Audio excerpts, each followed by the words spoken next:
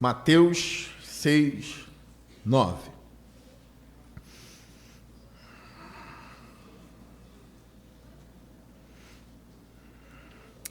Diz assim o texto.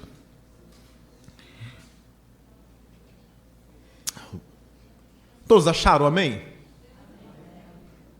Diz assim o texto. Vocês orem assim: Pai nosso que estás nos céus, santificado seja o teu nome. Venha o teu reino. Seja feita a tua vontade, assim na terra como no céu. Dá-nos hoje o nosso pão de cada dia e perdoa as nossas dívidas, assim como perdoamos aos nossos devedores. E não nos deixes cair em tentação, mas livra-nos do mal, porque teu é o reino, o poder e a glória para sempre. Amém. Pois se perdoarem as ofensas uns dos outros, o Pai Celestial também lhes perdoará. Mas se não perdoarem uns aos outros, o Pai Celestial não lhes perdoará as ofensas. Amém. Senhor Deus, eu quero dedicar a Ti essa palavra, que o Senhor venha nos ensinar grandes coisas essa noite. Venha edificar a sua igreja por meio da pregação da palavra e me usar como um vaso de barro, Senhor. Eu me entrego nas mãos do Teu Santo Espírito agora, Pai. No nome santo de Jesus. Amém. Irmãos, eu já falei com vocês sobre aqueles textos mais famosos das Escrituras Sagradas. Como eu já disse, Salmo 23 é um dos textos mais famosos das Escrituras Sagradas. Vocês presenciaram aqui num culto aquela cena linda do Emanuel, o filho da Jéssica, de 3 aninhos, 4, não lembro a idade de Emanuel, 3, né? Ele falando o Salmo 23 todinho aqui na frente, num culto. Enquanto eu estava pregando e eu estava dizendo e lembrando que de manhã o Emanuel tinha feito isso. Ele lá no pátio, ele falou, o menininho de 3 anos, o Salmo inteirinho, memorizado. E aí quando eu citei ele ouviu, ele começou a falar aqui na igreja. E aí foi uma comoção. Uma criança sabe o Salmo 23, uma criança de 3 anos, sabe o Salmo 23 todinho de cabeça. É um dos grandes textos das Escrituras. E eu disse à igreja também que normalmente, quando a gente de forma pastoral acompanha uma senhora ou um senhor que está com Alzheimer, está se esquecendo de muitas coisas, as nossas visitas pastorais, elas tendem a circular entre o Salmo 23, o Salmo 91, João 3,16, porque a memória da pessoa não é mais a mesma. Essa pessoa, ela tem marcadores em sua alma, e os salmos são bons marcadores para a alma. Até no momento em que você adoece, a sua mente começa a se embaralhar, você vai se perdendo, mas você leu tanto, ouviu tanto sobre aquele salmo, que mesmo uma pessoa com Alzheimer conhece o salmo. E aí eu já compartilhei para vocês as experiências que eu tive de estar do lado de senhores e senhoras acamados, e o Senhor é meu pastor. E aí veio uma pessoa que não lembra nem mais o nome da filha, não sabe se tem filho ou não, uma pessoa de 80 anos, 85, dizer, e nada me faltará. Aí eu digo, guiar-me faz em verdes pastos, aí a pessoa, guia minhas águas tranquilas por amor do teu nome. Ainda que eu ande pelo vale da sombra da morte, não temerei mal algum, porque tu estás comigo. E aí vai, até o final. Uma pessoa com Alzheimer. E aí quando eu digo, aquele que habita no esconderijo do Altíssimo, aí a pessoa responde, a sombra do Onipotente descansará. Direi do Senhor, Ele é o meu Deus, o meu refúgio, a minha fortaleza. Ele me livra do laço do passarinheiro e da peste perniciosa. E aí vai. Como uma pessoa doente, enferma da mente, consegue? Porque são marcadores da alma. Textos da Bíblia podem ser marcadores da alma em momentos de angústia. O Salmo 23 é um dos textos mais famosos do mundo. Salmo 91 ainda está acima do 23. João 3,16, porque Deus amou o mundo de tal maneira que deu o seu único filho para todo aquele que nele crê não pereça, mas tenha vida eterna. Também é um dos textos mais conhecidos. Porém, nenhum texto bíblico é tão marcador como a oração do Pai Nosso. A oração do Pai Nosso é feita em centro de macumba. A oração do Pai Nosso é feita em vestiário de futebol. A oração do Pai Nosso é feita em favelas cujo domínio está sob facções criminosas. Antes deles guerrearem, eles dão as mãos, bandidos armados com fuzis, dão as mãos e todos eles dizem: Pai Nosso que estás nos céus, santificado seja o teu nome. E aí vai. Esse é o texto mais conhecido das Escrituras Sagradas em todo o mundo. Essa é a importância da oração do Pai Nosso. São marcadores e, ao mesmo tempo, são pontos de contato para a gente. E eu vou falar um pouquinho mais sobre isso. São portas abertas para a evangelização. Agora, por que Jesus ensinou a orar? Nós sabemos aqui que Jesus ele está combatendo um modo como os fariseus oravam. Os fariseus oravam em praça pública, eles faziam longas orações porque eles queriam se aparecer. Basicamente é isso, para que a gente não leia textos anteriores. Os fariseus oravam para os homens. O fariseu orava para que os homens pudessem ver que eles eram espirituais, que eles pertenciam a Deus. E a religião naquela época é muito poderosa. Quem era religioso, quem era um sacerdote, quem era um escriba, quem era um fariseu, era alguém muito importante na sociedade da época. Não era algo em que eles teriam que se envergonhar, como, por exemplo, em nosso contexto brasileiro.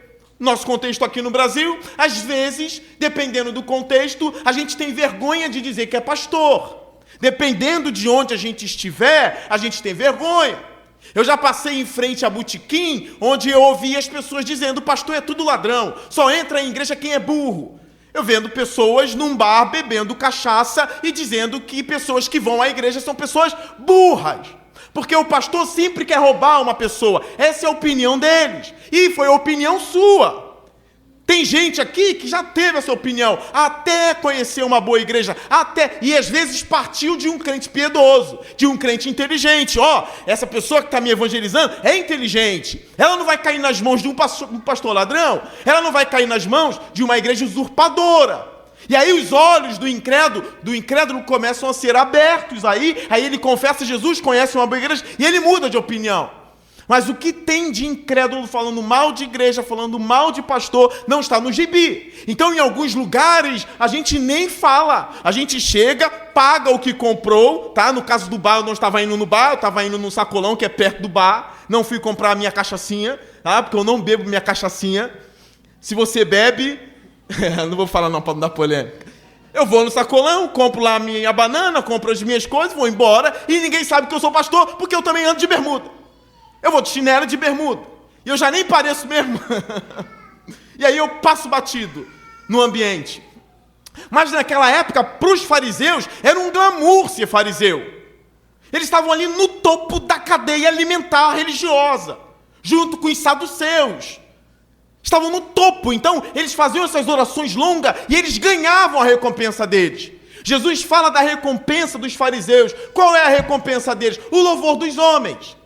Por exemplo, eu estou pregando aqui, aí se eu prego não para a glória de Deus, mas eu prego para a minha própria glória, se eu faço tudo aqui para a minha própria glória, para ser reconhecido como o melhor pregador do Brasil, como o melhor pregador do mundo, quiçá do mundo, se eu faço isso para isso, e aí no fim do culto vocês dizem: você é o melhor pregador que eu vi na minha vida, você é o melhor pregador do mundo todo, eu alcancei o que eu queria. E aí quando você fala isso, eu digo: alcancei, é isso que eu queria. É mais ou menos assim: estou ganhando a minha recompensa. Qual é essa minha recompensa? O louvor de vocês. Então a recompensa da oração dos fariseus em praça pública era o louvor dos homens. Olha que piedade, olha como ele jejua, o rosto dele está caído, é jejum. Ah lá, ele jejua 2 vezes por semana. Ele é um fariseu dos fariseus. Olha como ele é irrepreensível na lei. Olha como ele é isso. Já recebeu a recompensa. Aí Jesus vem com uma mensagem bem oposta. Vocês, quando orarem, entrem no quarto de vocês, no aposento de vocês, e orem ao Pai que está em secreto. Quem ora em secreto não busca louvor dos homens. Quem está no seu cantinho, sozinho, chorando aos pés do Senhor, não está esperando nada de homens. Quem ora sozinho, chorando aos pés do Senhor, só quer receber a recompensa de um. E esse um é o nosso Deus exaltado e maravilhoso que recompensa os seus. Aplauda ao Senhor, por favor. É melhor do que eu dizer, fale para o irmão que está do seu lado. E sempre que eu digo isso, eu estou brincando, eu detesto isso. Então sempre que eu disser, fale, o Mateus está sozinho aqui, né? Está o Danilo, está o Mike ali. Fale para o irmão que está do seu lado, você fale, entra na brincadeira. Para suavizar um pouquinho a atenção que é pregar, é uma atenção incrível.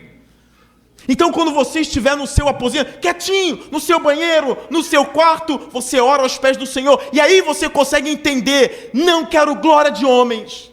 Porque se eu estou sozinho, estou chorando, estou dando o meu melhor louvor, não é para receber aplausos de homens. Eu só quero uma coisa, eu quero o Deus que procura adoradores que o adoram em espírito e em verdade, e só a presença dele me basta. E só, ainda que ninguém me conheça no mundo todo como um pregador, eu quero que Deus me conheça como um homem que ora e que está na presença dele. É isso que Jesus está ensinando. É totalmente o inverso da religião do primeiro século.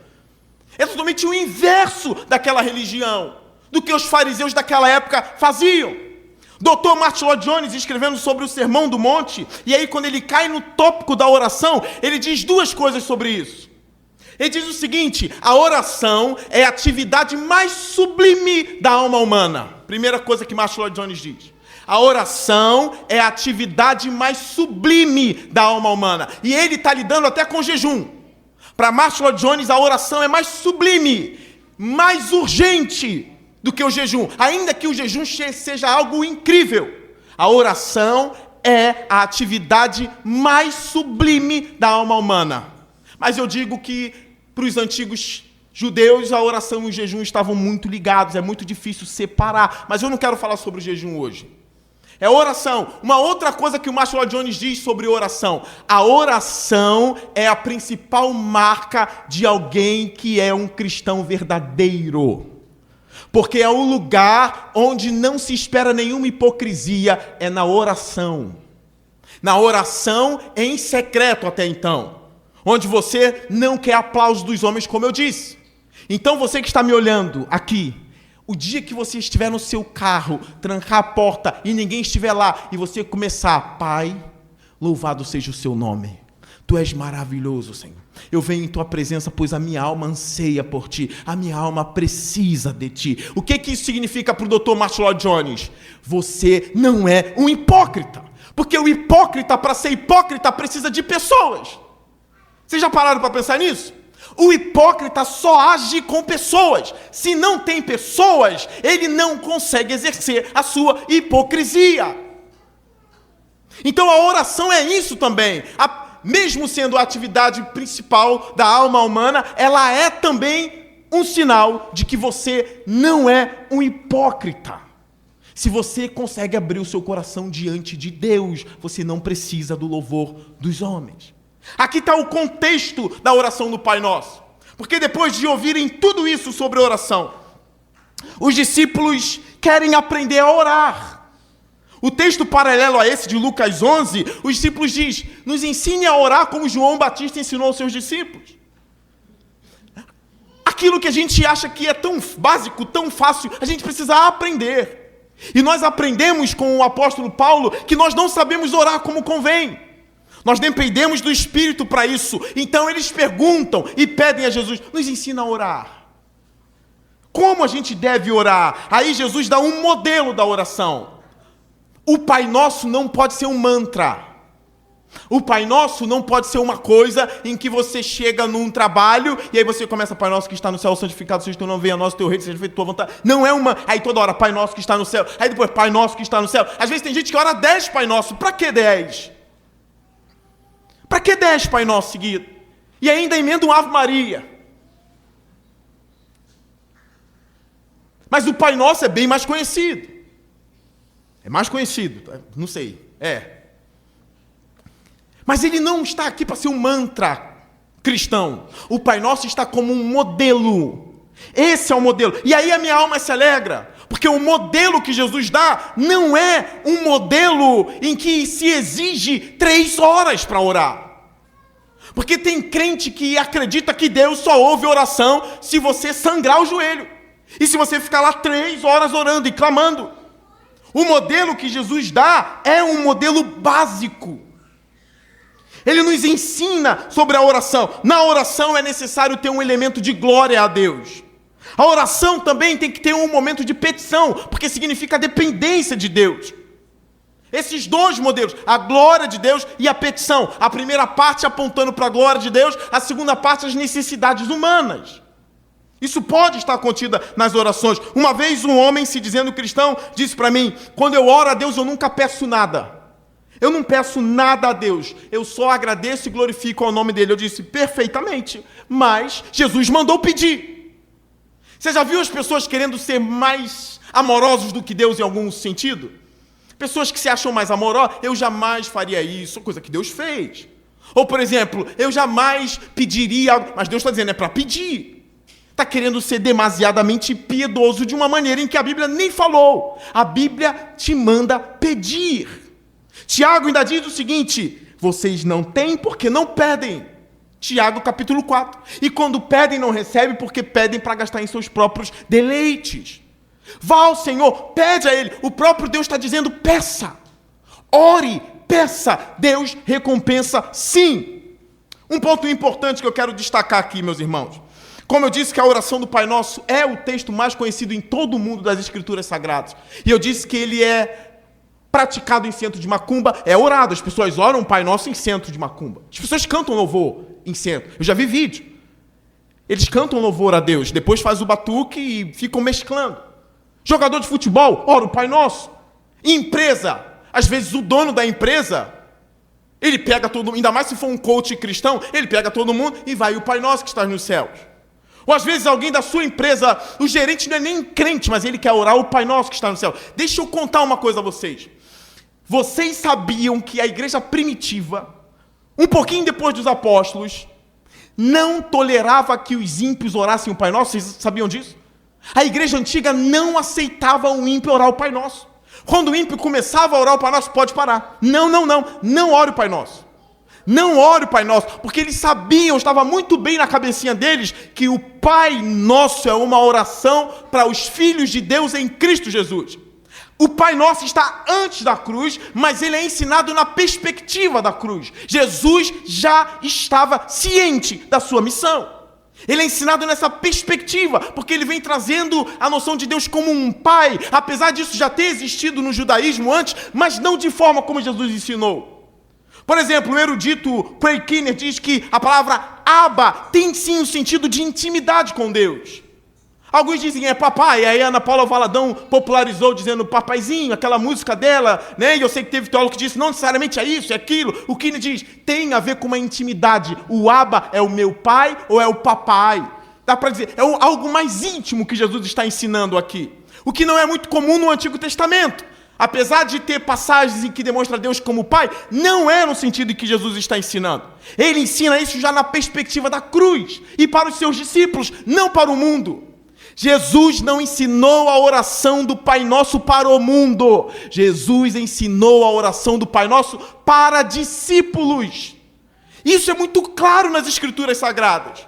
É por isso que os cristãos da igreja antiga não deixavam os ímpios orar o Pai Nosso. Mas a gente não tem a mesma coragem. Duvido que no emprego, se o seu patrão reunir todo mundo, aí tem espírita, tem budista, tem gente que não tem religião, mas criando uma força que rege todo o cosmo, aí todo mundo dá a mão, aí começa, Pai Nosso que está no céu. Eu duvido você como cristão dizer, não, para. Essa oração é para quem é crente em Jesus. Vocês são? Se não, ora outra coisa aí. O Pai Nosso não. Canta o ponto de vocês. Ou então quem não liga para Deus durante a semana ou durante o final de semana todo, agora quer ligar para dar lucro no trabalho. Ninguém ora a Deus aqui. A gente não tem essa coragem. Qual seria o conselho que eu daria usando o Pai Nosso como um ponto de contato? Apesar da igreja antiga fazer isso, a Bíblia não diz que a gente tem que interromper isso. A Bíblia não diz, não tem uma ordem. Se alguém orar o Pai Nosso, manda calar a boca. Não tem uma ordem para isso. Mas eu também não gosto de ver ímpio orando o Pai Nosso, não. Vou falar a verdade. E eu gosto de ver futebol. E o meu time, eu não vou dizer o que é, né? Se bem que seria uma blasfêmia só se fosse o Flamengo, né? Mas não é o Flamengo. Então não seria uma blasfêmia. E aí eu acompanho o meu time mesmo. Eu sou tipo idólatra mesmo. Eu acompanho meu time. Aí eu vejo lá eles orando no vestiário, falo, eita, o Pai Nosso. Aí um acende uma velhinha, aí outro dobra o joelho, mas quando levanta, todo mundo pega. Radical, para alguns, eu acho que não deveria, o ímpio não deveria orar o Pai Nosso. Só que eu também não vou lá mandar aquela boca aí parar. Eu tenho uma estratégia. O que fazer quando no seu trabalho pessoas ímpias oram o Pai Nosso? O que você deve fazer? Deixa orar o Pai Nosso e use o Pai Nosso como um ponto de contato. Você chama aquela pessoa, aquele que você tem mais intimidade, toma um cafezinho do lado e diz assim, eu reparei que você orou o Pai Nosso quando todo mundo orou. Você crê em Jesus? A pessoa, não. Então por que tu orou a oração que ele ensinou? Se você não crê em Jesus, por que você orou a oração que ele ensinou, jorrando das fontes do coração dele? Ele ensinou essa oração profunda. E por que você está orando? Então você crê em Jesus? A pessoa, não, eu não creio em Jesus. Você crê que Jesus é a verdade? A pessoa, não crê. Então como é que você ora a oração que Jesus ensinou e se tornou mais famosa do mundo todo? Aí você tenta demonstrar a incoerência dessa pessoa. Vai demonstrando a incoerência. Se você não crê nele, como você ora e acredita que tem algum poder essa oração? Se para você ele não tem poder. Como que você ousa orar uma oração crendo que tem algum poder que move o cosmos, alguma coisa, e você não crê que a pessoa que ensinou ela tem o poder? Aí você começa a provocar. Vai provocando até aquela pessoa se render e dizer, é mesmo, então eu não vou orar mais o Pai Nosso, não. Ou dizer, poxa, é mesmo, vou procurar um pouco mais sobre Jesus. Porque se é uma oração que eu creio que tem algum poder no cosmos, ou que é algo bom de se fazer, eu preciso pesquisar mais sobre a pessoa que ensinou a oração mais famosa de todo o mundo. E aí você começa um processo de evangelização com a pessoa. Essa coragem a gente precisa ter. Seja o patrão, seja o gerente, seja um amigo, use como um ponto de contato. Agora, uma outra coisa importante para se dizer. Pai Nosso. Está no plural. Eu entendo que as partes anteriores têm palavras no singular. Quando orar, você quando fizer isso, você quando... Mas não dá para tirar o fato de que está no plural. Como dizem os teólogos, ele não é pai, os bons teólogos, né? Ele não é pai meu, ele é pai nosso. É o pai de uma comunidade. E aí eu já entro numa questão. Eu não tenho problema da igreja orar o Pai Nosso. Dependendo do momento. Eu tenho um problema quando o Pai Nosso vira um mantra. Porém, o que eu aprendo aqui? Orações comunitárias precisam existir na igreja. A gente tem que estar junto. Se você veio aqui e você não gosta de vida de igreja, você não quer congregar, você é confrontado com a própria oração que faz. Como que você sozinho vai orar Pai Nosso se você está sozinho? Se você não caminha em comunidade, essa é a oração dos discípulos e dos discípulos juntos. Os discípulos precisam estar juntos. A importância disso aqui é enorme. E eu digo a vocês, e aqui eu digo com muita força a vocês, estamos em guerra. Temos inimigos que querem destruir a igreja. E aí alguns irmãozinhos se achando mais sábios, dizem assim, eu não vou mais em igreja, eu não tenho mais pastor, eu não tenho negócio de diácono comigo, eu não tenho nada, eu sou eu e Jesus em casa. Ele não tem noção que se todos comprassem essa ideia, não teria igreja. E estamos em guerra. As pessoas querem destruir a igreja. Nós precisamos estar juntos, cultuar, adorar, se fortalecer. Que Deus derrame um avivamento para que faça as boas igrejas lotarem de pessoas, lotarem de ovelhas do Senhor, estarem juntas, orando. Eu congrego, eu tenho uma comunidade de discípulos, eu estou continuamente com eles, eu oro com eles, eu canto com eles, e nós oramos ao mesmo Pai juntos. A forma de combater o ódio do mundo é estarmos juntos. Jesus sabe que esses discípulos têm que estar juntos. Ele sabe que esses discípulos têm que estar no lugar onde ele está, e todo mundo junto adorando ao Pai. Eu oro para que não haja aí no seu coração nenhum resquício de amargura, de rebeldia, de dúvida quanto à igreja. Eu não tenho dúvida quanto à igreja, eu tenho certeza quanto à igreja. Quais são as minhas certezas? Um bando de gente falha, Um bando de gente que vai errar comigo e eu vou errar com um bando de gente também. Mas é um bando de gente que tem Jesus no meio e Jesus nunca vai errar com a gente. Essas são as minhas certezas sobre a igreja. Não fuja daqui querendo morar numa caverna. Não, a oração é comunitária. Pai Nosso. Agora, uma outra pergunta que as pessoas fazem, eu quero responder. E eu sozinho posso orar o Pai Nosso? Reverendo Augusto Nicodemos Lopes disse o seguinte, que ele só ora o Pai Nosso sozinho quando ele não consegue, quando a angústia dele é tão grande que ele não consegue concatenar as ideias. E aí ele disse, quando eu tenho angústias muito grandes que eu não consigo mover as palavras, eu oro o Pai Nosso sozinho e entrego para Deus e Ele faz o que Ele quer com a oração. Testemunho pessoal dele.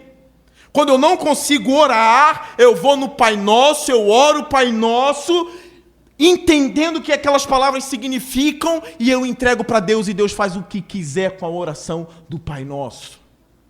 Eu sei que eu disse para vocês que é uma oração comunitária, mas uma mente angustiada, que as ideias não conseguem vir na mente, é um bom balizador.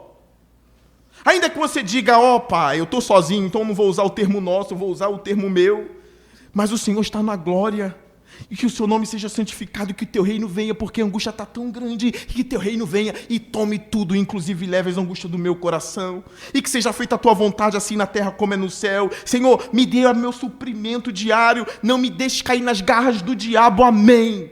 É o Pai Nosso, modificado, mas é o Pai Nosso. Eu aconselho vocês a fazerem isso em momentos de trevas, em momentos em que a sua mente não consegue produzir palavras para Deus. Alguns irmãos gemem. Eu sei que Deus entende gemido. Alguns irmãos só choram. E alguns irmãos não têm o que falar, acabam usando o texto mais famoso da Bíblia para Deus. Deus recebe orações fracas. E como eu disse, é muito bom saber que Ele ensinou uma oração básica para a gente. Um outro ponto aqui que é importante. Pai Nosso que está nos céus, acima de tudo. Não há nada acima dele, criador e poderoso sobre a criação. Isso é importante porque eu vou entrar num ponto delicado e eu preciso entrar nesse ponto. Todos já ouviram falar na teoria da evolução de Darwin. E muitos biólogos, cientistas, acreditam que tudo veio de um processo não guiado. Inclusive, quando falam do ser humano, acreditam que realmente isso aconteceu com um processo não guiado, sem nenhuma força pessoal gerenciando tudo isso. Por que eu preciso falar? Porque existem cristãos que são evoteístas. Eles acreditam na evolução, mas eles acreditam que Deus gerenciou a evolução. E tem debate para isso. Porque tem cristão conservador que vai debater com esses cristãos. E tem debate. Agora, o que esses cristãos estão querendo dizer? Eu creio em Deus. Deus existe e Ele guiou o processo evolutivo. Inclusive, o Dr. William Lane Craig crê nisso. Eu tenho colegas que creem nisso. São cristãos verdadeiros. Pastor, isso é uma... O senhor crê nisso, pastor? Eu não sou dado a isso. Mas eu entendo quem crê. Agora, acreditar que é um processo não guiado, que Deus não existe, beira loucura. Inclusive, o Craig acredita que nesse processo teve aqueles primeiros ancestrais há 6 milhões de anos atrás. O número é sempre alto. 6 milhões de anos atrás. E aí, há mais ou menos 2,5 milhões, tinha uns australopitecos. E aí, depois desses, aí esse nome é mais difícil, mas por que eu gravo? Porque eu conheço a Confissão de Heidelberg. Então tem os heidelbergenses. O nome é muito difícil, esses nomes que são dados na biologia. E desses aí, Deus colocou a imagem e semelhança neles. É isso que o Craig e outros creem. Deus pega nesse processo evolutivo, ele diz Deus como soberano sobre tudo, Pai dos céus e da terra, coloca a imagem dele nesses aí, há 2 milhões, há 750 mil anos atrás, no caso desses. Tem que debater? Óbvio que tem que debater. Óbvio. Só que o Craig tem um princípio, ele não debate com cristãos. E essa ideia está crescendo. Tem muito crente que tu vê que é crente, que crê na Bíblia, que crê em Deus, e defende isso. Como a gente fica com ele? A gente exclui eles, a gente recebe eles, como fica? É o diálogo teológico. A gente precisa se aprofundar mais em Gênesis. Eu não conheço nada de biologia. Eu não conheço nada de química. Eu não conheço nada de física. O estudo do cosmos, essas coisas. E eu sei que alguns vão dizer, se você não sabe biologia, você não pode falar. E eu vou dizer, não, mas eu sei teologia, então você também não pode falar de Deus. Eu falo como alguém que conhece a teologia, não como alguém que conhece a biologia. Ou como alguém que estuda as escrituras sagradas. É possível? Cabe o debate. Agora, o que eu estou colocando para... E aí eu já quero, de alguma forma, abrir o meu coração. Eu tenho muita dificuldade com a Terra jovem. Uma Terra, um universo todo que foi causado há 6.000 anos atrás, junto com tudo. E aí você me para e depois me pergunte o que eu penso. Eu creio numa Terra mais antiga. Mas eu também não creio na evolução. Como que fica? Vamos debater. O que eu não aceito é que um crente que acredita que Deus é soberano sobre tudo diz que não existiu um Adão histórico. Que não teve um homem que realmente era aquilo que a gente pode dizer como o principal da criação humana e que ele caiu e aí o pecado entrou no mundo. Um cristão que não defende um Adão histórico está enrascado. Porque se ele não defende o Adão histórico, onde entra Cristo nisso? Como o pecado entrou no mundo? Como Cristo é o segundo Adão se Adão não existiu? São esses debates. Agora, Deus está acima dos céus e da terra. Ele é o Criador. A Bíblia apresenta Deus como o Criador de todas as coisas. É o que eu creio. Aí eles vão dizer, mas eu acredito que Deus criou por um processo mais lento, evolutivo. Que Deus criou assim. Tem gente que está ouvindo isso pela primeira vez. Aqui hoje, que tem gente que acredita na evolução, mas uma evolução guiada por um Deus que criou os céus e a terra, por um processo lento e guiado por ele. Aí eu já quero dizer para vocês que na internet tem... Quem quer defender a Terra jovem tem o Marcos Eberlin, um doutor em Química da Unicamp, o químico mais premiado do Brasil. Nós temos aí cristãos como o Guilherme de Carvalho e outros que já creem numa evolução, e você vai ver, vai estudar. Tem um vídeo do próprio reverendo Augusto Nicodemos Lopes dizendo qual é a posição dele. Vai pesquisar, vai ver. Você pode também me perguntar para eu esclarecer melhor a minha posição. E tem outros aqui que eu sei também qual é a posição. O que a gente não pode negar é a suficiência das Escrituras. A Bíblia apresenta um Deus acima dos céus, que é poderoso. Não dá para tirar ele da conta. A conta não fecha sem Deus. Está acima de tudo, e Ele é o Criador dos céus, das galáxias, Ele é todo poderoso. E o que me encanta mais, que Jesus mandou chamá-lo de Pai. Senhor. E a gente vai estudando e vai vendo a estrela da luz que demora não sei quanto tempo para chegar na Terra, e como que é isso, e o universo a gente não sabe nada ainda, então vai estudando. E esse Deus Criador sobre tudo e todos, nós chamamos de Pai. Isso fortalece a sua oração. Quando você ora, você não fala com o Zé Ninguém. Você não está falando com o orixá. Pelo amor de Deus, orixá é orixá. O que com o orixá? Eu vou falar o que com o orixá? Se o rei de tudo está com os ouvidos abertos para mim. Para que eu vou invocar um espírito tal? Que espírito tal o quê? Ele é criatura como eu. Eu vou consultar direto o Pai da eternidade, o nosso Deus, como Jesus ensinou.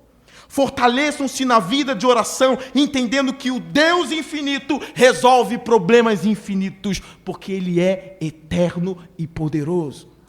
Como diz Paul Washer, se tem um lugar onde tudo é possível, é de joelhos dobrados diante de um Deus eterno. Nesse ambiente, tudo é possível. Absolutamente tudo. Estudamos aqui na quarta-feira como Pedro ressuscitou uma mulher, como Paulo ressuscitou um menino. Até essas coisas são possíveis diante de Deus. Continua. Pai nosso que estás nos céus, santificado seja o teu nome. Prestem atenção. Jesus não está querendo dizer que Deus é mais santo quando a gente começa a declarar que Ele é santo, ou como a gente começa a pedir, ou quando a gente começa a pedir que Ele seja santo. A ideia não é essa. Ele é santo, santo, santo. Quando a gente ora, santificado seja o seu nome, é para dizer que todos proclamem o seu nome como santo, que todos te tratem como santo. Nós queremos ver a beleza de Deus brilhar. E aí o que a gente diz? Que todos reconheçam a sua santidade, porque tu és santo. Então a nossa oração não deixa Deus mais santo, como se ele se alimentasse das nossas orações. Negativo, a gente diz que santificado seja o teu nome, porque a gente quer que o nome dele cresça entre os homens, que todos confessem o nosso Senhor, que toda a terra seja cheia da glória de Deus. Tem orações antigas, e aí os estudiosos a importância desses homens é incrível. Eles vão estudando tudo que existe no mundo, e aí eles encontram textos judaicos antigos, do período de Jesus, e até antes, onde tem a oração lá dos judeus. Que o teu nome, ó Deus, seja exaltado e santificado, e que o teu reino venha em breve. Orações judaicas. O que a gente pode entender é que Jesus não está tirando isso da hora. Ele é um judeu que conhece as orações. E aí ele começa a ensinar coisas preciosas que Deus já tinha revelado também. Ele vai aprofundando coisas. A gente sabe isso do nosso Senhor. Ele repete coisas e ele aprofunda coisas. Mas essa ideia do reino de Deus vir, que é o versículo 10, venha ao teu reino, os judeus já pediam isso. Antes de Jesus, os judeus oravam que o teu reino venha, e venha em breve, e que teu nome seja santificado. Qual é a diferença do cristão quando diz venha o teu reino, para um judeu da antiguidade dizendo que o teu reino venha? Qual é a diferença? E aí os estudiosos dão muita luz para a gente. A diferença é, primeiro, o termo é o mesmo. O termo é o mesmo. Venha o teu reino. O termo é o mesmo. A diferença está na motivação e na bagagem teológica do termo.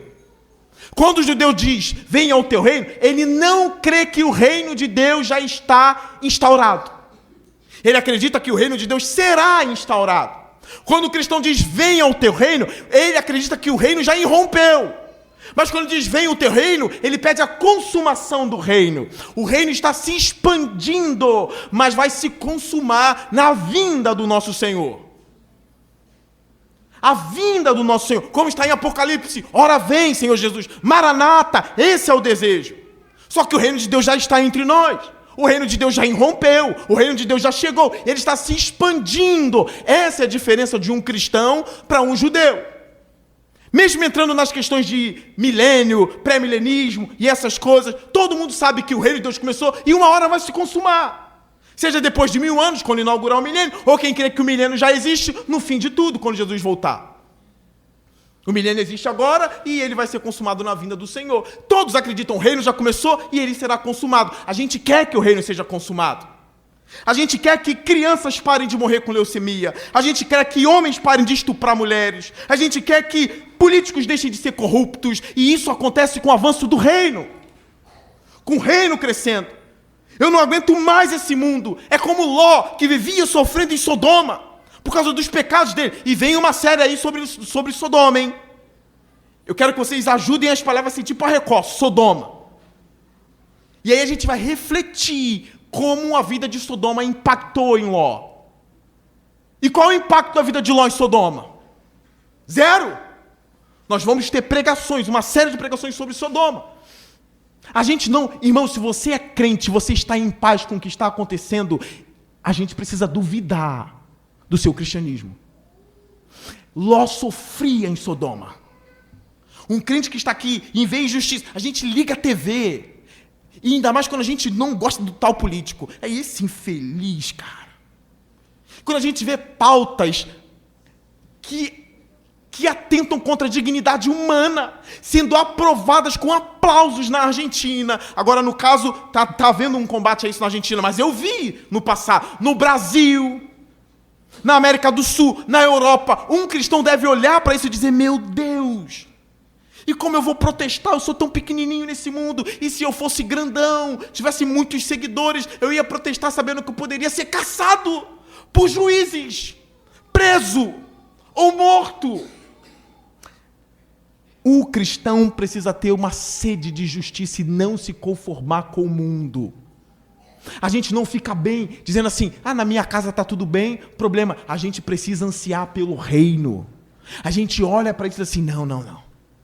É por isso que o texto diz que a sua vontade seja feita na terra, assim como no céu. Que significa, a sua vontade já é feita no céu. No céu não tem político corrupto. No céu não tem abusadores.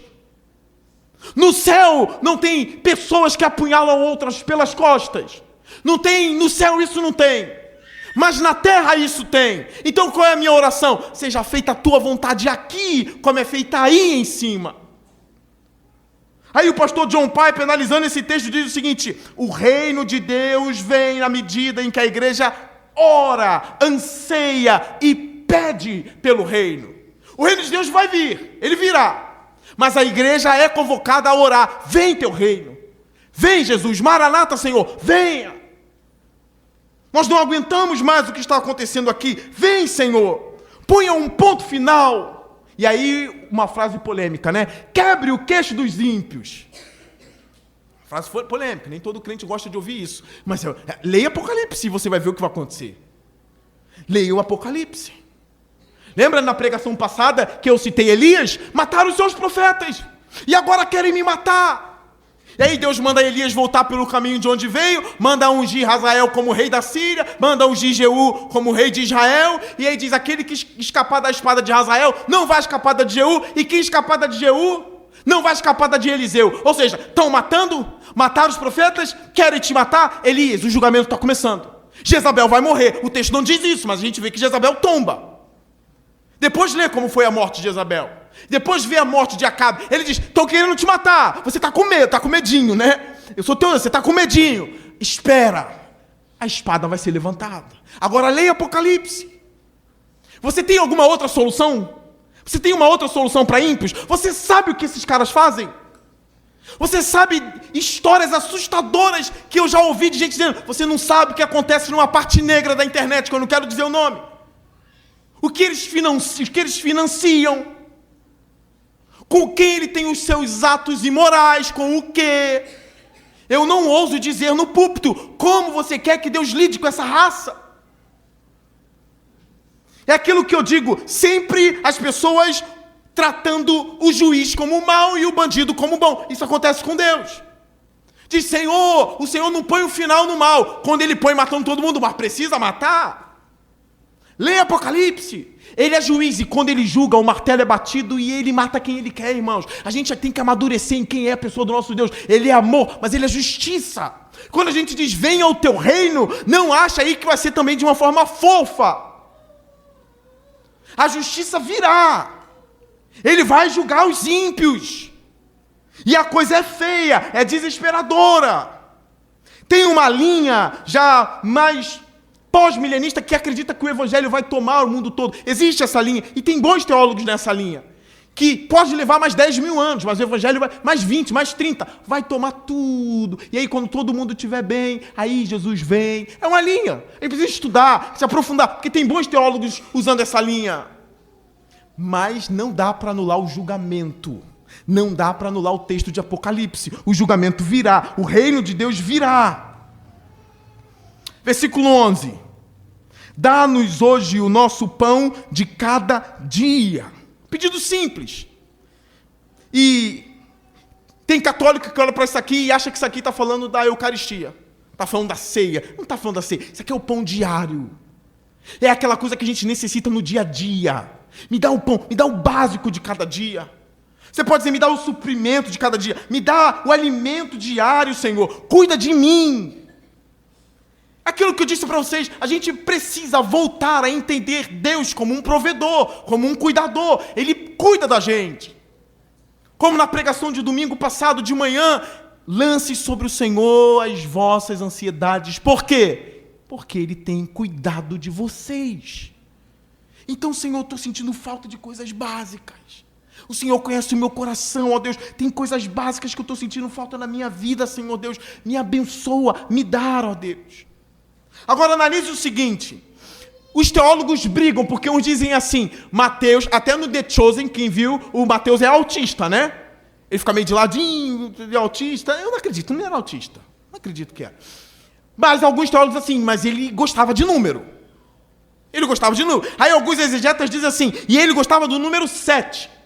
Repare, são 7 palavras, são 7 ais contra os fariseus, são 8 ais, mais 7 citando o nome dos fariseus. São 7 petições no Pai Nosso, são 7 parábolas, acho que eu já falei da parábola, né?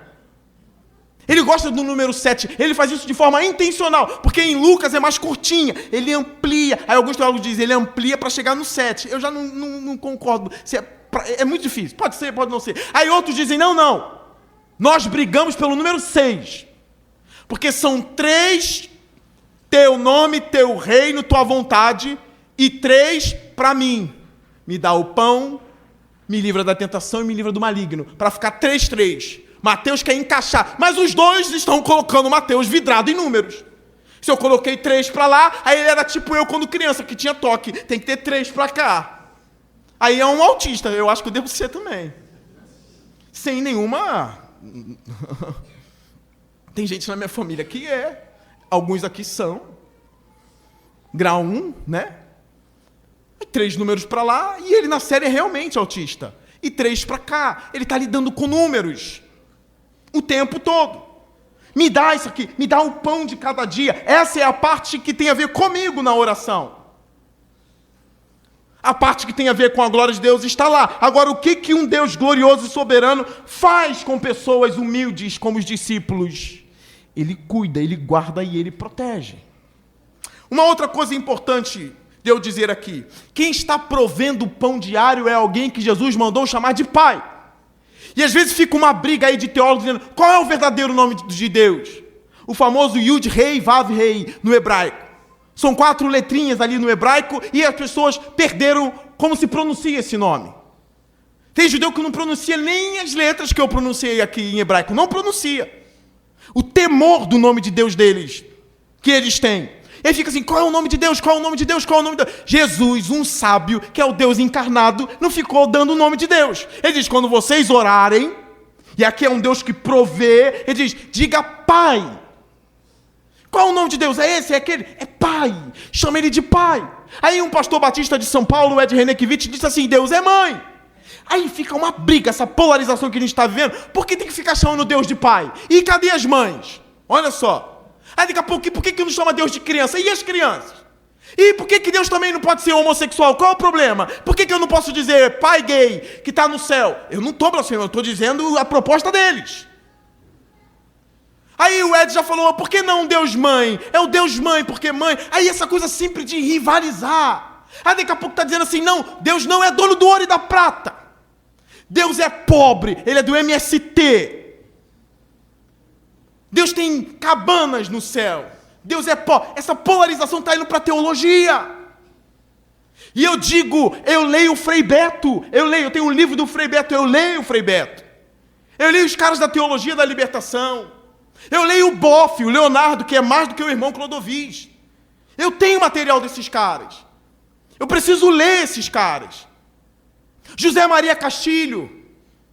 José Antônio Pagola. Todos esses caras aí. E eu não estou dizendo que todos falam assim, mas se deixar ideiazinhas para outros, vai dizer assim, ele não é só o Deus mãe, não. Ele é o Deus MST, ele é o Deus criança, ele é o Deus gay. E querem colocar um nome. Aí diz assim, sabe por que Deus é chamado de pai aqui e que provê o pão? Por quê? Porque é uma cultura patriarcal. Então Jesus estava embanhado numa cultura patriarcal. Ele estava encharcado dessa cultura. Aí ele ensina a chamar Deus de pai, por causa dessa cultura má, opressora. Ah, então calma aí. Jesus sabia que a cultura era má, opressora ou não sabia? Não, ele não sabia. Então ele foi enganado por uma cultura má, opressora e dá um termo opressor para Deus. Eles ficam na parede. Ele não sabia e acabou dando o nome opressor para o pai, que é pai. Então vamos chamar ele de mãe. Deixa eu dizer uma coisa. Deus precisa ser chamado de pai até hoje. Ele é pai. Jesus mandou chamá-lo de pai e não de mãe. E não é por causa de uma cultura patriarcal. Não é porque Jesus estava enganado por uma cultura. Jesus é o cara que falou com uma mulher samaritana. O que não podia fazer. Não menospreze a sabedoria do nosso Senhor. Não menospreze. Ele quebrou aquilo que ele tinha que quebrar. Alguns dizem que ele foi um revolucionário do tempo dele. Eu não fico usando muito essa expressão. Mas ele quebrou o que tinha que quebrar. Você acha que ele não quebraria essa opressão? Por que ele chama Deus de Pai? De alguma forma, o Pai também é o gerador. Aquilo sai do Pai, e como a gente sabe aqui o processo, a mãe gera a criança, mas a criança, como diz um pastor antigo, saiu das minhas entranhas primeiro e foi para a entranha dela, e foi gerado com amor e cuidado no ventre dela. O filho é dos dois. Tanto é que tem papai e mamãe que diz assim, estamos grávidos. Eu olho para a barriga do cara e olho para a barriga da mulher. Estamos grávidos. Deus, ele é chamado de Pai porque ele também é o Criador de todas as coisas, o gerador de todas as coisas, e ele também é o protetor, lutador, como diz Trent Longman, é um guerreiro, porque só alguém que tem poder e é realmente soberano pode cuidar dos seus. A ideia do Pai está aí, é a força e a criação juntas em Deus. Não vou entrar nas questões da geração eterna do Filho, esse não é o ponto. A ideia é um ponto de um Pai que provê e também, se tiver que amassar o diabo, ele amassa. É a ideia de alguém que protege, que cuida, que é soberano sobre tudo. Por isso a linguagem do Pai, da força. Não uma força destruidora, mas uma força provedora, cuidadora. Pode chamar Deus de Pai em paz. Não entra nessa polarização, não entra nisso. Deus é o nosso Pai e a gente continua chamando Ele de Pai até hoje. E pessoas que teve problema com o Pai não conseguem chamar Deus de Pai. São vários. Dificilmente a gente tem alguém que teve problema com mãe, apesar de ter. Mas quem teve problema de pai não chama Deus de Pai. E aí tem que procurar um gabinete pastoral, às vezes procura uma terapia. Por que não usa a expressão Pai para nada? Por quê? E aí, mas Jesus está me oprimindo porque Ele mandou eu falar Pai e eu não consigo. Aí é necessário um tratamento bíblico para ensinar o termo, o que significa. Em Isaías, Deus diz assim, pode uma mãe abandonar um filho? Um filho que ainda mama? Aí está usando a expressão da mãe, no sentido negativo. Todavia, se ela te abandonar, eu jamais te abandonarei. Então, ela vai aprendendo que Deus é um Pai bondoso, é soberano, mas é bondoso. Ele tem todo o poder, mas Ele usa esse poder para o bem dos seus. Como diz o texto, Deus que trabalha por aqueles que nele esperam. Ele trabalha, Ele provê, Ele cuida. Aqui na nossa tradução está assim, dá-nos o nosso pão de cada dia. Aí no 12, perdoa as nossas dívidas, mas no grego tem um E. A expressão cai, só o Mateus vai entender, e o Alisson também. Pode analisar. Depois de dar-nos o pão, aí tem a expressão no grego cai, que significa E. É uma continuação que alguns exegetas dizem assim, o pão não basta. É como assim, me dá o pão de cada dia, E. Perdoa as minhas dívidas. O pão não basta. Ter o suprimento não basta. Aí eu vou ampliar. Ter a casa própria não basta. Ter o carro do ano não basta. Ter a melhor família não basta. Ter os melhores filhos, uma família linda, não basta. Tem mais coisas em nossa vida. O que adianta ter tudo isso e não ter o perdão dos pecados? E não ter um Deus que perdoa você? O que adianta? Passar nos concursos, passar nas provas, dar glória a Deus, orar o Pai Nosso, mas não tem o perdão dos pecados. É por isso que tem, me dá o pão de cada dia e perdoa os nossos pecados. Perdoa as nossas dívidas. Em Lucas está a expressão pecado. Dívida para com Deus é pecado. A gente estava em dívida. Jesus pagou a dívida na cruz. Por isso que eu digo que essa oração está na perspectiva da cruz. É antes, mas tem a cruz como perspectiva, como centro. Perdoa as nossas dívidas, assim como perdoamos aos nossos devedores. É a parte proibida da oração do Pai Nosso. E eu dei uma série de sermões aqui sobre perdão na comunidade de fé. Sobre como perdoar o irmão, como é o perdão. Eu acho que está no YouTube, é só procurar. A gente tem mania de pedir coisas a Deus que a gente não faz. A gente tem mania de procurar a Deus, pedindo coisas a Deus que a gente mesmo não faz ao próximo. A gente pede ao pão, mas não dá o pão para o próximo. Ah, pastor, agora tu já está mais esquerdista. Para com isso. A gente precisa ter essa vida em comunidade. A gente tem que dar o pão ao próximo, a gente tem que dar o perdão ao próximo, a gente tem que dar o amor ao próximo. Aí a gente é uma comunidade de Jesus, uma comunidade que ora, uma comunidade redimida e uma comunidade que se preocupa com o outro. Não é que você sai daqui, Deus me encheu do Espírito. Problema do resto. Nós fomos cheios do Espírito. E aí esse elemento de perdão está ligado à comunhão. Esse elemento de perdão acontece no seio da comunhão. No seio, isso é sério. Perdoa assim como perdoamos nossos pecados. Tem exegeta que chega a dizer, perdoamos, pois perdoamos, já perdoamos as pessoas. Aí também tem uma briga. Mas sempre o perdão está em nossa comunidade. Deve estar. Se você é crente lavado e remido, você precisa perdoar o seu irmão. Você precisa ir pedir perdão e ele que é crente vai te dar o perdão. É uma comunidade de pessoas perdoadoras. Talvez eu falei do Pai Nosso aqui, eu não sei, eu não sou profeta, não é nada, mas tem alguém com problema com o pai. E às vezes o pai já pediu perdão, ou quer pedir perdão, mas você não dá nem ocasião para o seu pai, ou para sua mãe, ou para o seu irmão, ou para o seu amigo da igreja. Dá ocasião para o perdão. Isso é muito sério, perdoa. É angustiante congregar, tendo um coração marcado pelo não te perdoo. É muito ruim isso, deitar a cabeça no travesseiro e você saber que tem alguém que está em inimizade contigo. Vá até essa pessoa, reconcilie-te com ela. Se for o caso de pedir perdão, peça. Se for o caso de perdoar, perdoe essa pessoa. Pai, perdoa-nos, assim como perdoamos os nossos devedores. Tem teólogo que diz, a questão é só financeira, perdoar a dívida dos outros. Mas não tem como, porque Lucas fala, perdoa os nossos pecados. É um texto paralelo, Lucas 11. Se Deus perdoou tão grande iniquidade minha, quem sou eu para não perdoar vocês? Isso precisa estar aí na minha mente. Se Deus perdoou tão grande iniquidade minha, quem sou eu para negar a destra da comunhão a você? Uma comunidade cheia da mentalidade do cristianismo, de Jesus Cristo, não vai negar o perdão. Se eu fosse da Assembleia de Deus, eu ia dizer assim, quero ver da glória agora. Agora eu quero ouvir os glórias. Porque nessa hora ninguém glorifica. Que a gente começa a pensar, não, fulano não merece, Beltrano não merece. É sempre isso, não merece. Tu merece o perdão de Deus? Você acha que eu mereço o perdão do meu Deus? Eu não mereço. Mas Ele me perdoa, a graça dEle é abundante, e eu preciso ser também um gerenciador dessa graça.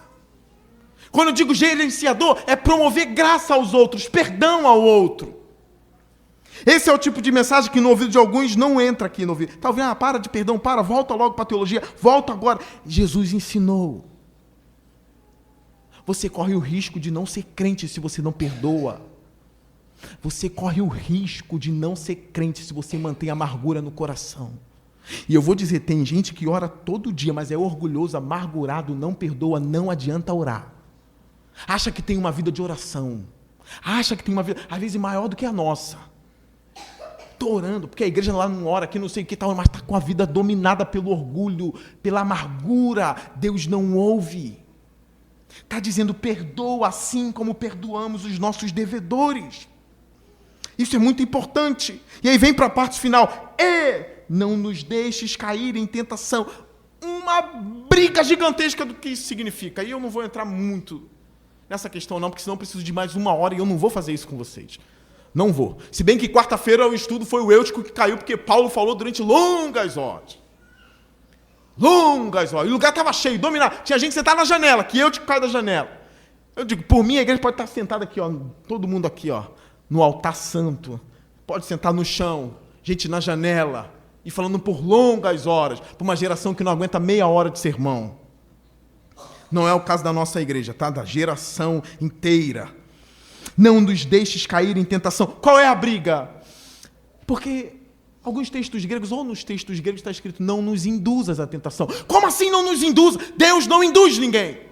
E aí grandes exegetas que eu li, que eu pesquisei, embolado por causa disso aqui. Eu não sei se é isso, eu não sei se é aquilo, porque a palavra é essa, mas não pode ser, porque assim não é o caráter de Deus, está escrito assim, mas esse não é o caráter, porque Deus não induz ninguém ao pecado, porque está escrito em Tiago que Ele não tenta ninguém, então não é o que está dito, não é o que está escrito, eles começam, não significa isso. O texto apenas quer dizer o seguinte, no dia da tentação do porvir, do futuro, me livra, aí começa. Não, isso aqui significa o seguinte, que não me deixe ser tentado, ou na verdade não me deixe cair nas tentações que vêm do diabo. Mas tem tentação que vem de Deus? Se Deus também, qual é o anterior do texto de Tiago? Que Deus não tenta ninguém, não pode ser tentado pelo mal. Deus não tenta. E aí eles começam uma briga. Assim, parece uma coisa mais simples. Existem meios de interpretar a Bíblia, tá? Existem meios. Um dos meios é consultar exegetas. Consultar estudiosos. Tem coisa que você não vai saber se não consultar pessoas que vivem para isso. Que vivem, respiram isso todo dia. Inclusive, a fala de um dos estudiosos do passado, da Idade Média, foi o seguinte: eu vou comprar os manuscritos que eu preciso comprar da Bíblia, e se sobrar dinheiro, comprarei comida e roupa. Olha só, são caras que vivem para isso. Nem casaram, só viveram para isso, só viveram para o texto. Uma das formas de interpretar a Bíblia é consultar exegetas. A outra forma de interpretar a Bíblia é usando a Bíblia para interpretar ela mesma. A Bíblia interpreta a Bíblia. Um texto mais obscuro é esclarecido por outro texto. Esse é um dos meios. E tem outras ferramentas, só que tem uma que é pouco falada. A gente também usa escritos antigos paralelos para interpretar a Bíblia. Por exemplo, essas palavrinhas ou essas expressões já apareceram em algum livro de oração da época? Como eu disse para vocês que já. O que estava escrito lá? Vamos procurar? Estudiosos procuraram. Tinha orações de judeus escritas sobre não me deixe, quando estiver em tentação, pecar no meio da tentação. Tem um manuscrito assim. Quando eu estiver em tentação, por causa da ideia do deserto. O deserto que o povo de Israel passou era um ambiente de tentação. E os judeus falharam. Eles estavam privados do alimento que eles tinham, da carne, de tudo isso. Blasfemaram a Deus por causa do maná. O ambiente era de tentação. Então a oração desses judeus é: não me deixe cair em tentação, no seguinte sentido: quando eu estiver em tentação, não me deixe pecar. E aí já começa: será que Jesus consultou essas fontes? Aí já começa uma briga. E aí o não nos induzas à tentação, que está em grego, já cai por terra. Como que fica esse texto aí? Eu tinha outras coisas para citar dentro disso, mas vou dar a minha posição. Eu não acho que é para a gente se embaralhar tanto, não. De verdade. E aí eu vou pela perspectiva do próprio Mateus. Do próprio Mateus aqui, do evangelista. Eu acredito numa interpretação mais simples: não me induzas à tentação. Não me leve à tentação, não me conduza à tentação. Em que sentido? O próprio Mateus, no capítulo 4, nos narra o seguinte fato: Jesus foi batizado. O Espírito apareceu como pomba. E o Espírito do Senhor o levou para o deserto para que ele fosse tentado pelo diabo. Pode ser um dos meios de entender isso aqui. O Espírito de Deus o leva para o deserto com um propósito: para que ele seja tentado pelo diabo. Deus não tentou Jesus, mas quem o levou para o deserto foi Deus. Eu estou muito mais com um Dietrich Bonhoeffer do que com esses exegetas todos que eu gosto, que embaralharam e fizeram um meio de campo feio. Uma coisa muito mais simples. A diferença da provação que vem da mão de Deus e da tentação onde o diabo está junto, em que a mão de Deus e a do diabo, na hora da tentação, fica difícil de distinguir. Isso é um fato. E aí, analisando justamente o texto da tentação, o Bonhoeffer diz o seguinte: Deus leva Jesus para o deserto. E ele leva com o intuito para que ele seja tentado não por Deus, mas pelo diabo. Então parece, pelo menos é mais plausível que os discípulos tenham isso mesmo. O próprio Mateus, que ele lida com isso no próprio Evangelho. Senhor, não me leve para isso. Não me leve. Agora o texto de Tiago diz: tem de motivo de alegria o fato de passar por diversas provações. São várias. Aí vem de Deus. Deus prova, o diabo tenta. Parece um pouco simplista, mas todas as expressões são embaralhadas. Todas. Agora deixa eu dizer uma coisa importante aqui. Alguns irmãos serão tentados pelo diabo, sim. Quando Pedro fala do diabo, ele pode estar falando da perspectiva de Jesus que foi tentado, ou até mesmo da perspectiva dele. Porque ele passou nas mãos do diabo. E ele falhou. Pedro, o diabo te pediu. Isso acontece. O diabo te pediu, mas quem deixa? Lembra da história de Jó? Para mim, não tenho dificuldade com esse texto. Eu não tenho dificuldade com isso. Davi, um texto vai dizer que o diabo incitou o coração de Davi para fazer um censo. O outro vai dizer: e Deus incitou o coração de Davi para fazer um censo. Quem? Quem incitou? Aí é por isso que algumas coisas do teólogo alemão eu gosto, do Karl Barth, porque ele não tinha problema com paradoxos. Ele não tinha problema com antinomias. Ele não tinha problema com essas coisas. A nossa mente mais brasileira e tudo, ou americana pode ter um problema com isso, mas do alemão Calbart não tinha, com paradoxo. As duas coisas podem acontecer e a gente pode tentar explicar as duas coisas, como elas acontecem. Ou quando não tem explicação, a gente fica com o texto. Deus pode te levar e alguns irmãos serão tentados pelo diabo de uma forma muito poderosa. Vai ficar só o couro. E aí, como um exegeta disse, olha, mas sempre tem um propósito de refinar mais sua fé, de tornar uma pessoa melhor, boa de coração. Porque a tentação para o diabo está na perspectiva da destruição. Para Deus está na perspectiva da aprovação que purifica a fé. Olha só como é possível. Enquanto o diabo quis destruir Jó, acabar com tudo e fazer Jó blasfemar, Deus estava purificando o homem. É uma história linda. Deus estava por trás purificando o homem. Deixa eu terminar a pregação dando um exemplo.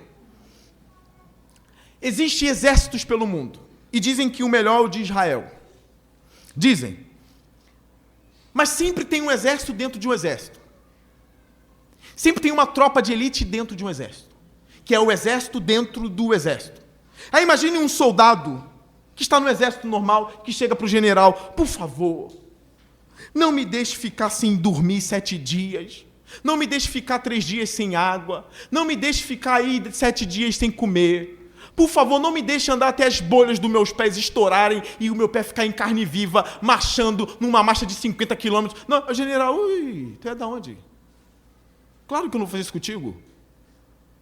Tá o soldado do exército normal. Agora, um cara da tropa de elite, quando ele entrou, ele se matriculou no curso, ele não tem que falar nada. Ele não tem que dizer, general, eu estou aqui na tropa de elite, mas não me deixe passar por isso, não. Você vai ser colocado em testes em que uma pessoa normal não passa. Não passa. Eu vi relatos, eu pesquisei relatos de caras do BOPE. Inclusive um que disse o seguinte, eu sou capitão do BOPE. Eu passei por coisas que vocês nunca vão passar na minha vida. Vocês não têm noção do que é. E ele só disse uma palavra que eu não vou dizer aqui, sobre o curso. Aí ele disse o seguinte, aí minha esposa tem filho, eu tenho 2 filhos. Eu que fui do BOPE, fui treinado. Tu acha que eu ligo de perder 3 noites de sono com o bebê? Aquilo pra mim é... Porque a minha mente é blindada, cara. É uma outra mente, não é igual a de vocês. Você acha que eu tenho medo de... vai ter que ficar sem dormir. Ele, meu Deus, fica sem dormir pra mim. Eu fiquei 6 meses sem dormir no BOPE, pô. É o cara mais preparado. A aprovação do Senhor, ou quando Deus deixa você passar na mão do diabo, não é porque Ele te odeia. Não é por isso. Ele está preparando... E nem todo mundo é dessa tropa de elite do reino. Nem todo mundo é, nem todo mundo vai passar por isso, mas eu sei de qual monte de homem na história da igreja que passou por coisas que você não aguentaria. Mas eles também, antes de passar, não sabiam que iriam aguentar, mas aguentaram. Tentações terríveis, provações terríveis. Mas Jesus orientou, ore assim. Pode ser que o outro lado esteja certo, não me deixe ser destruído na tentação. Pode ser, porque a tentação virá, a provação virá, mas quando ela vier, não me deixe ser destruído e não me deixe cair como os meus pais no deserto caíram. Pode ser também. Meus irmãos, eu quero encerrar esse sermão dizendo para vocês o seguinte: essa oração, ela é poderosa. Quando você orar, saiba que o Deus infinito está com você no quarto. E quando a igreja estiver em oração, saiba, os ouvidos do Pai Nosso estão sobre a igreja, ouvindo a igreja. Eu quero fechar fechando esse modelo. Eu quero terminar fechando com esse modelo. Um bom modelo para você orar em casa e um bom modelo para a gente orar em público na igreja. Primeira parte da oração. Glória a Deus. Não vá direto no seu pedido, não. Buscai primeiro o reino de Deus, como Mateus ensina no capítulo 6. Buscai primeiro o reino e a sua justiça, e as demais coisas vos serão acrescentadas. Comece a oração louvando ao Senhor. Não se coloque em primeiro lugar na oração. Não coloque o seu ventre em primeiro lugar. Senhor, tem que dar para receber. Eu dou tanto para... Não, para com isso. Primeiro vai louvar o teu Deus na oração. Comece dando louvor e glória. Senhor, o Senhor é maravilhoso, o Senhor é glorioso. Tu és o meu Deus, que o seu nome seja glorificado em toda a terra, Senhor. Eu quero que lá no bairro da igreja o teu nome cresça. Eu quero que o seu nome se expanda até mesmo na minha igreja. Eu quero que todos te conheçam. Seja louvado, Deus belíssimo. E aí você começa, Senhor, eu preciso de Ti, eu estou necessitado. Isso é uma boa fórmula para a gente. Não me deixe cair nas mãos do diabo, não me deixe ser destruído, Senhor. Me ajude a perseverar até o fim, me ajude a chegar até o fim, Senhor Deus. Ore assim, é um bom modelo para você. Ainda que dure 5 minutos, é um modelo para a glória de Deus e um modelo que eu dependo desse Deus. Faça isso na sua oração. A oração em comunidade é a mesma coisa.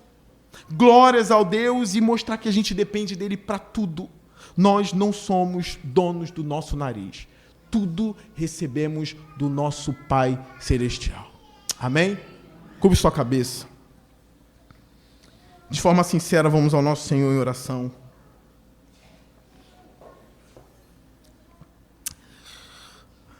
Pai nosso,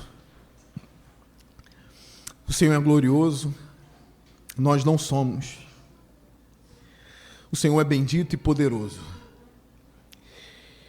Eu sei que alguns aqui durante a semana não te louvaram, mas nesse momento em comunidade, Senhor, através desta oração, a gente quer dizer que o Senhor é maravilhoso. A gente quer dizer que sem o Senhor a gente não vive. A gente consegue viver sem os títulos, a gente consegue viver sem o glamour, a gente consegue viver sem bajulação, mas sem Ti a gente não consegue, Senhor. A gente consegue viver até mesmo sem o amor de quem a gente espera, mas a gente não consegue viver sem o Teu amor. Seja louvado e engrandecido nessa igreja. Venha o Teu reino e seja feita a Tua vontade. Agora, Senhor, cuide da nossa fé. Nos dê o básico da vida, não nos deixe faltar. Não nos deixe ser destruídos, Senhor Deus, na tentação. Muito obrigado por tudo, Pai. E enche a Tua igreja do Teu santo e glorioso Espírito. Venha derramar água viva nos corações que estão aqui essa noite. Precisamos de Ti. E louvado seja o Seu nome. Nós entregamos essa oração no nome santo de Jesus. Amém. Fique de pé.